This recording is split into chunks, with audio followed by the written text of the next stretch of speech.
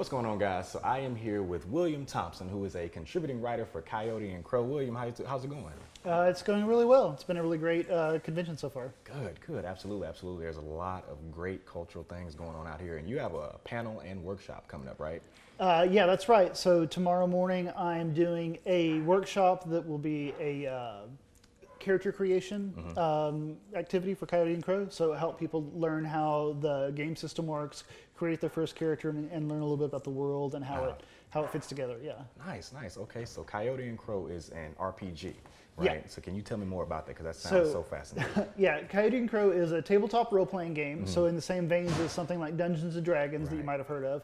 But this one is created and led by a team of indigenous writers and artists to create a world that is sort of a hopeful future that is based in an uncolonized alternate reality, right?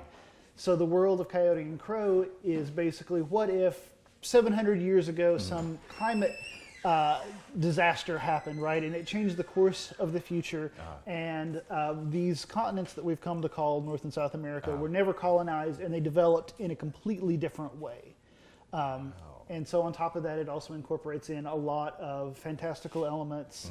So things that are drawn from our folklore, you know, the people of these continents, and also just some sci-fi elements and things like that. So it creates a really unique world that's very different than anything that I've ever seen in any other media, really. Right. And I'm sure with that, like you said, it's displaying an uncolonized world. I'm sure you guys get to shed so much light and background into the culture and all the elements, right? Right, and it's a really fun activity to think about how things would have developed differently, right? So you take the historical cultures and the historical, you know, the land and the resources and everything that we're given here, and project that forward, you know, into a different type of future, right?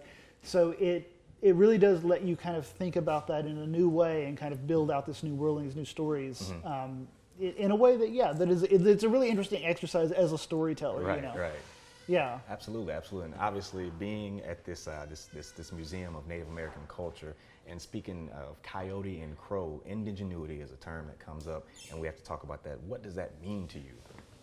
Thinking about it first of all from my perspective as a Cherokee, we've always believed in adapting and learning and changing to make use of what we have and to survive given whatever circumstances we're given, right? And that's a big part of indigenuity is just taking whatever we've been given, whatever gifts we have from, you know, where we live and our situation, to do the best with and to create new things and think about things in new and different ways, and constantly adapt to the you know, both the problems that we have and the opportunities that we have.